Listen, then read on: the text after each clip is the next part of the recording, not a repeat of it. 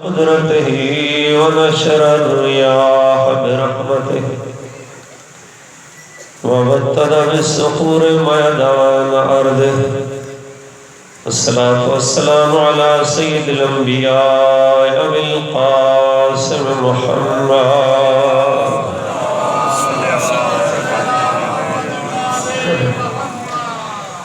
وعلى آله الطيبين الطاهرين المعصومين. أما بعد، فقد قال الله تبارك وتعالى في كتابه المجيد وفرقانه الحميد وقوله الحق وهو أصدق القائلين. بسم الله الرحمن الرحيم.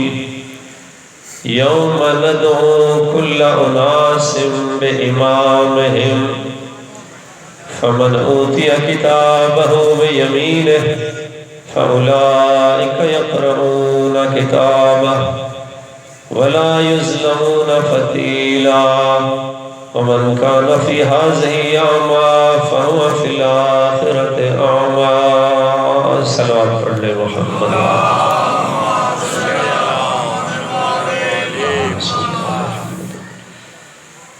معزز سامعین، عزاداران مظلوم کربلا، دعائے خالق کائنات آپ کی اس عظیم عبادت کو اپنی بارگاہ میں قبول فرمائے اور دعائے خالق کائنات بانی مجلس کی اس سعادت اور کاوش کو اپنی بارگاہ میں شرف قبولیت عطا فرمائے. جن بزرگ سادات کی اس خطے میں، اس علاقے میں عزاداری کے لیے خدمات ہیں، دعائے خالق کائنات ان بزرگوں کے جو رحلت کر چکے ہیں ان کے درجات کو اللہ بلند فرمائے اور ان مرحومین کو خدا مولا حسین کی شفاعت نصیب فرمائے. ان دعاؤں کی قبولیت کے لیے مل کے صلوات پڑھ لیں محمد وآلہ.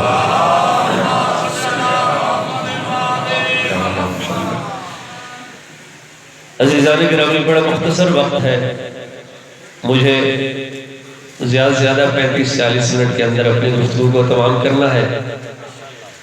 جس آیت کو اپنی گفتگو کا عنوان قرار دیا ہے سورہ اسراء آیت نمبر 71 اور 72. خدا نے اپنی بے عیب اور لاریب کتاب میں ارشاد فرمایا، بسم اللہ الرحمن الرحیم، یوم ندعو کل اناس بامامہم. خالق نے ارشاد فرمایا، یاد رکھو اس دن کو جس دن ہم ہر گروہ کو، ہر فرقے کو، ہر قوم کو ان کے امام کے نام کے ساتھ پکاریں گے. فمن اوتی کتابہ بیمینہ، بس اس دن محشر کے دن جس کا نام اعمال اس کے دائیں ہاتھ میں رکھا جائے گا، فاولئک یقرؤون کتابہ، پس وہ اپنے نام اعمال کو پڑھے گا، ولا یظلمون فتیلا، اور وہ یہ احساس کرے گا کہ میرے ساتھ ذرہ برابر بھی ظلم نہیں ہوا. جس کا نام اعمال اس کے دائیں ہاتھ میں دیا جائے گا وہ کہے گا، خدایا تو نے میرے ساتھ عدل کیا ہے، میرے ساتھ ذرہ برابر بھی ظلم نہیں ہوا. اور پھر اگلی آیت میں، عجیب آیت ہے، خدا نے ارشاد فرمایا، وَمَنْ كَانَ فِي هَٰذِهِ أَعْمَىٰ، اللہ اکبر، کہ جو اس دنیا میں نابینا اور اندھا ہوگا، خدا فرما رہا ہے میں اللہ اسے محشر کے دن بھی اندھا اٹھاؤں گا. عجیب آیت ہے. ہم نے اور آپ نے یہ سن رکھا تھا کہ جس کو اس دنیا میں پریشانیاں ہوں گی، جو مشکلات میں ہوگا، جو مصیبتوں میں ہوگا، اس کے لیے آخرت میں آسانی ہوگی، آسائش ہوگی. لیکن عجیب آیت ہے، خدا فرما رہا ہے کہ جو اس دنیا میں نابینا ہوگا میں اللہ اسے محشر کے دن بھی نابینا اٹھاؤں گا. اس لیے دوستوں میں کہتا رہتا ہوں، اگر یہ قرآن ہر بندے کی سمجھ میں آ جاتا تو معصوم کے آنے کی ضرورت ہی نہیں تھی.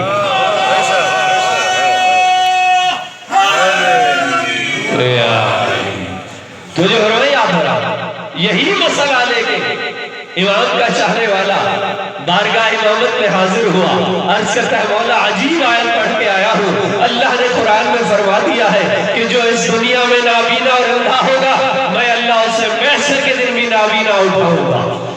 مولا اس سے مراد کیا ہے؟ امام نے فرمایا جاننا چاہتے ہو؟ اس اس سے مراد یہ ہے کہ جو اس دنیا میں آل محمد کی ولا سے بے بہرا ہوگا، خدا فرما رہا ہے میں اسے محشر کے دن اندھا اٹھاؤں گا۔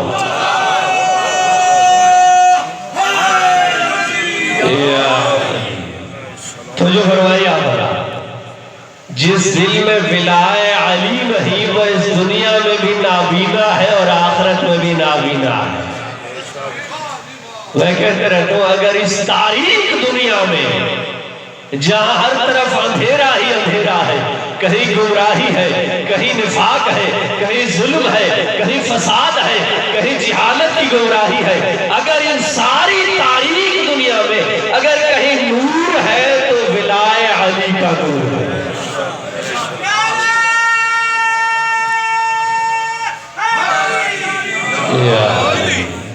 یہ ولائے آل محمد ہے کہ جس کی وجہ سے یہ تاریخ دنیا روشن ہے۔ تو دوستو آل محمد کی ولا اسلام کی بنیاد اور اساس ہے۔ میں نہیں کہہ رہا، اس رسول نے فرما دیا جو ساقی کوثر ہے، جو صاحب لولاک ہے، جو صاحب معراج ہے، جو صاحب قرآن ہے، اتنی عظمتوں کا مالک رسول جس کے بارے میں اللہ نے فرما دیا لولاک لما خلقت الافلاک، اے ہمارے حبیب اگر آپ نہ ہوتے میں اللہ اس کائنات کو خلق نہ کرتا۔ جو رسول وجہ تخلیق کائنات بنا وہ فرما رہا ہے کہ لِكُلِّ شَيْءٍ اساس، کہ ہر چیز کی کوئی بنیاد ہوتی ہے، وَأَسَاسُ الْإِسْلَامِ حُبُّنَا أَهْلَ الْبَيْتِ، اور فرمایا اسلام کی بنیاد اہل بیت کی محبت اور ولایت ہے۔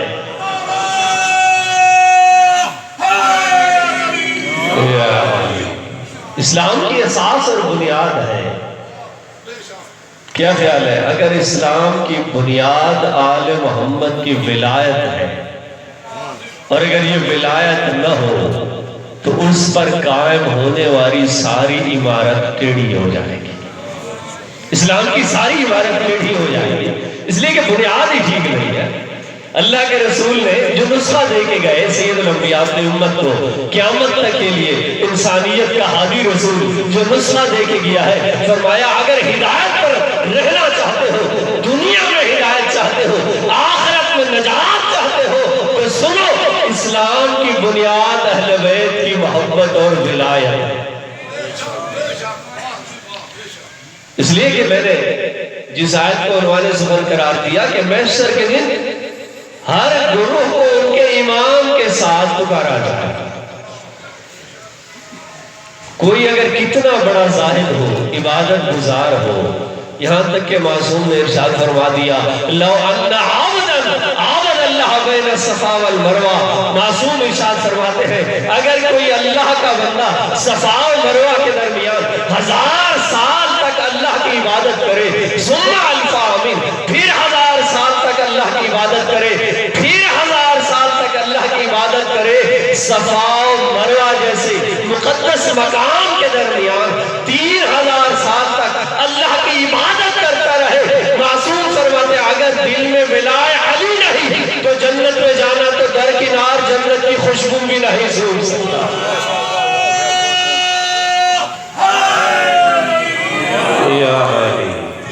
تو جو فرمائی آپ بڑے خوش قسمت ہیں آپ جنہوں نے علی جیسا امام کو اپنا مولا مانا۔ آئے آئے دوستو میں روایت میں پڑھ رہا تھا جس مجلس میں ذکر علی نہ ہو وہ مجلس منحوس ہو جاتی ہے۔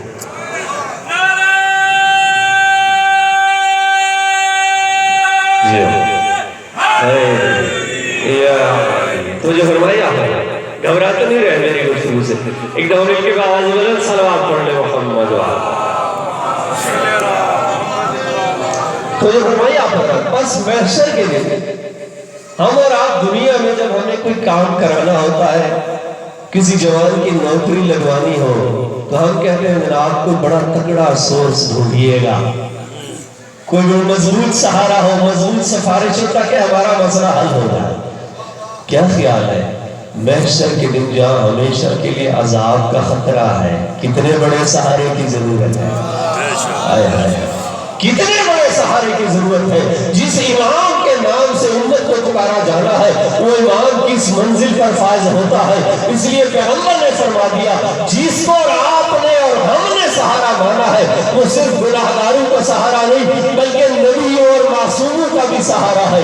پیغمبر نے فرما دیا یا علی من آدم الی عیسیٰ تحت لوائی، اے علی محشر کے دن آدم سے لے کر عیسیٰ تک سارے نبی میرے پرچم کے نیچے ہوں گے اور اے علی تو میرے پرچم کو اٹھانے والا ہوگا۔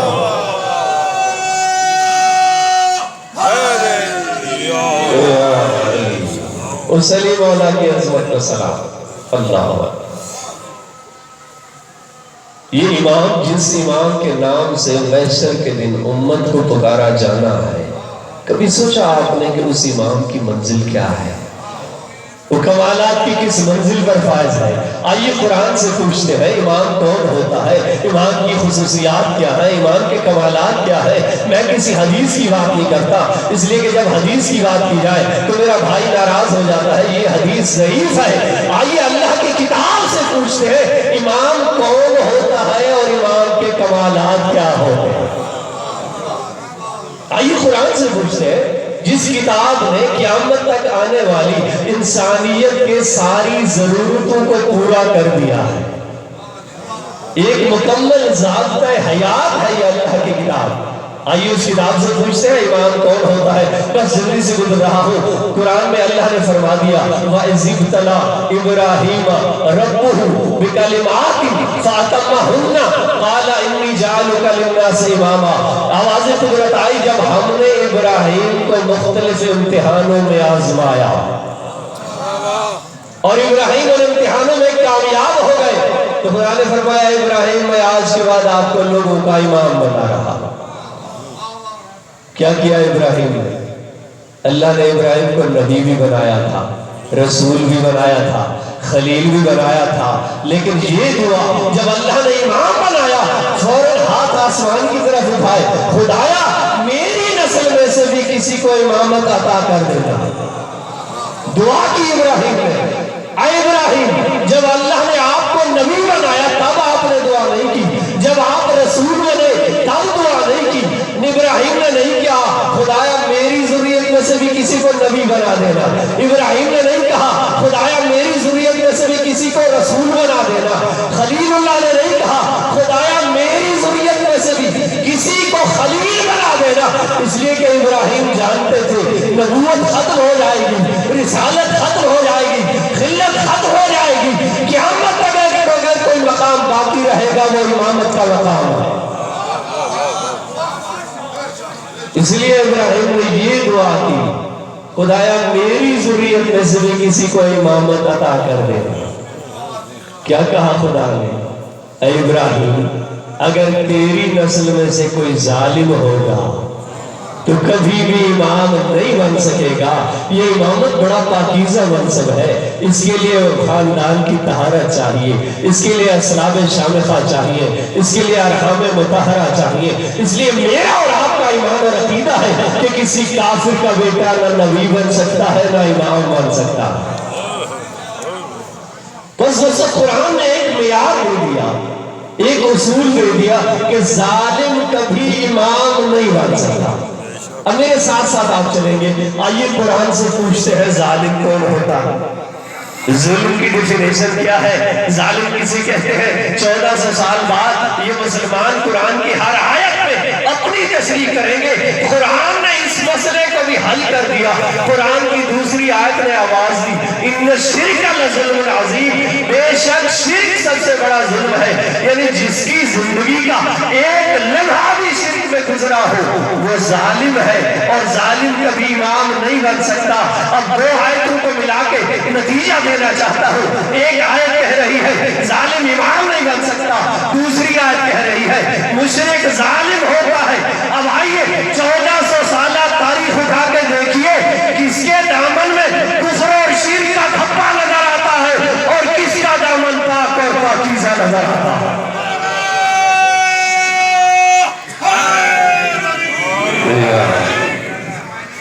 قرآن نے معیار دے دیا جس کی زندگی کا ایک لمحہ بھی شرک میں گزرا ہو، آئے آئے یہ پاکیزہ منصب ہے۔ میں ایک جگہ مجلس پڑھ رہا تھا، چونکہ آج کل سوشل میڈیا کا دور ہے، الیکٹرانک میڈیا، سوشل میڈیا، آج کل ہم ان جوانوں کو روکیں بھی صحیح تو پھر بھی ہمارے بس کی بات نہیں ہے۔ آج سے کچھ عرصہ پہلے تو ہمارے مفتیان کرام اپنے جوانوں کو روکتے تھے کہ یہ کتاب نہ پڑھنا، گمراہ ہونا۔ اب ہم نہیں روک سکتے اس نوجوان نسل کو، اس لیے کہ یہ موبائل ہمارے پاس اور آپ کے پاس آ گیا ہے، اس میں سب کچھ موجود ہے۔ مولانا منبر سے ایک حدیث پڑھتا ہے، وہ بچہ فوراً جا کے نیٹ پہ سرچ کر لیتا ہے کہ اس کا حوالہ ہے بھی صحیح یا نہیں ہے۔ ایک جوان آیا، میں ایک مجلس پڑھ رہا تھا، بس ایک نقطہ ذہن میں آ گیا، میں منبر سے نیچے اترا، ایک جوان آیا میرے پاس۔ میں اختلافی بات کرنے کا قائل نہیں ہوں، اور میرا ایمان اور عقیدہ ہے کہ شیعہ سنی اتحاد کی ہر زمانے میں ضرورت رہی ہے، اب بھی ضروری ہے۔ کسی کے مقدسات کو کچھ نہیں کہنا چاہیے، لیکن میں اپنے جوانوں اور عزیزوں سے کبھی حقائق بھی نہیں چھپا سکتا۔ مجھے حق ہے کہ میں پیار و محبت سے دلیل کے ساتھ بات کروں۔ میں منبر سے نیچے اترا، وہ جوان آیا میرے پاس، کہنے لگا مولانا صاحب میرے کچھ دوست ہیں، اپنے مسلمان بھائی ہیں، ایک حدیث بڑی کوڈ کرتے ہیں، اور جب بھی میں وہ حدیث سنتا ہوں میرے پاس کچھ کہنے کے لیے جواب نہیں ہوتا۔ آپ کی سنائی حدیث پر جلدی سے گزر رہا ہوں، اور بڑی بڑی کتابوں کا حوالہ دیا جاتا ہے، کہا جناب یہ حدیث صحیح ستہ میں موجود ہے۔ میں نے کہا کون سی حدیث ہے؟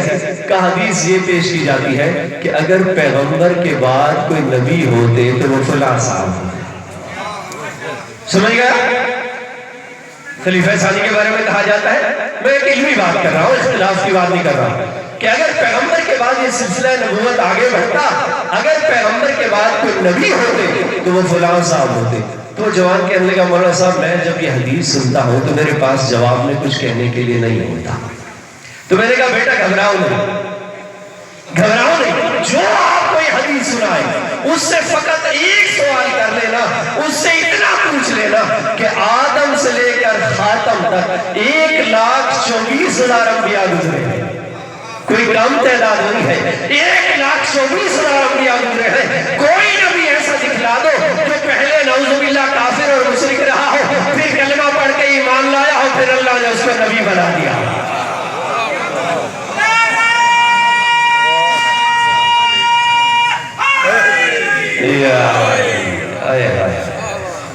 یہ پاکیزہ سلسلہ ہے نبوت اور امامت کا، اس کے لیے عصمت کی آغوش چاہیے۔ دوستو پاکیزہ سلسلہ ہے، اس لیے میں کہتا رہتا ہوں کافر اور مشرک کلمہ پڑھ کے مسلمان تو بن سکتا ہے، کسی امت کا امام ہرگز نہیں بن سکتا۔ قرآن کا فیصلہ ہے، میں اپنی طرف سے بات نہیں کر رہا۔ قرآن کی آیت نے بتا دیا کہ ظالم امام نہیں بن سکتا، اور جو مشرک ہو وہ ظالم ہوتا۔ تو جو فرما رہے ہیں گھبرا تو نہیں رہے میری گفتگو سے؟ ایک دفعہ باواز بلند صلوات پڑھ لیں محمد بس جلدی سے آگے گزر رہا ہوں، وقت گزر رہا ہے۔ لہذا اللہ نے جو معیار بنایا ہے نبی کے انتخاب کے لیے بھی اور امام کے انتخاب کے لیے، وہ معیار میں کہتا رہتا ہوں بندوں کا معیار اور ہوتا ہے، اللہ کا معیار اور ہوتا ہے، بڑا فرق ہے۔ ہم اور آپ اپنی ظاہری معلومات کے مطابق کسی کو کوئی منصب دے دیتے ہیں، الیکشن کے ذریعے اپنے علاقے کا MLA بھی بنا لیتے ہیں، صدر مملکت بھی بن جاتا ہے۔ آج کل تو بڑی یہ بحث چل رہی ہے کہ جناب صادق اور امین ہونا چاہیے۔ ہم تو 1400 سال سے کہہ رہے ہیں کہ والی صادق اور امین اگر ہوتا 1400 سال پہلے تو آج یہ مسائل ہی نہ آتے۔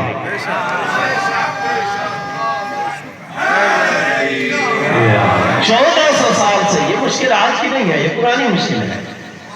1400 سال سے اگر یہ صادق اور امین والا مسئلہ حل ہو چکا ہوتا تو آج ہمیں ان بحثوں میں الجھنے کی ضرورت نہ پڑتی۔ تو اللہ نے معیار دیا ہے، یا علم معیار ہے یا تقوی معیار ہے۔ اگر اللہ نے اپنے نبی کا انتخاب فرمایا ہے تو انہی انسانی فضائل و کمالات کو اپنے پیش نظر رکھا ہے۔ اور یہاں تک کہ اس لیے دوستوں میں کہتا رہتا ہوں بڑے خوش قسمت ہیں آپ جنہوں نے علی جیسے مولا کو اپنا امام مانا ہے۔ علی مولا کو جس منزل پہ دیکھیے علی معراج پہ نظر آتے ہیں۔ علم کے میدان میں دیکھو، تقوی کے میدان میں دیکھو، زہد اور عبادت کے میدان میں دیکھو، شجاعت کے میدان میں دیکھو، ایثار اور فداکاری کے میدان میں دیکھو، علم کے حوالے سے میرے مولا خود فرماتے ہوئے نظر آتے ہیں انی عالم فرمایا من الارض کہ علی آسمان کے رستوں کو زمین سے بہتر جانتے ہیں.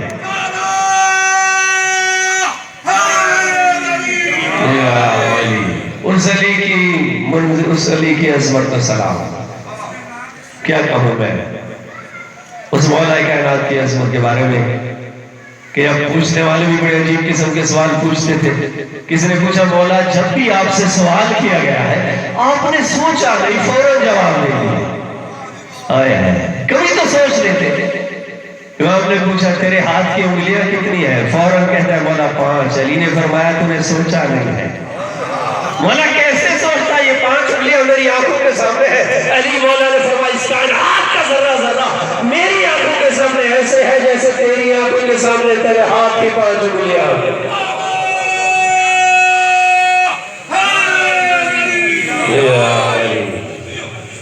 اس کائنات کا ذرہ ذرہ. بعض بات ہم اور آپ سوچتے ہیں پتہ نہیں امام کا علم کتنا ہوتا ہے. نہیں دوست نہیں دوست، ہم جتنے بڑے ذہین اور دانشور بن جائیں یہ ہماری عقل محدود ہے. معصوم کے کمالات لامحدود ہے. فلسفے کا قانون ہے کبھی بھی لامحدود شے محدود شے میں نہیں آ سکتی. کمالات لامحدود ہیں. شاید اسی مزاج کا ایک شخص آیا آسمان امامت و ولایت کے چھٹے تاجدار امام جعفر صادق علیہ السلام امام کی خدمت میں حاضر ہوا.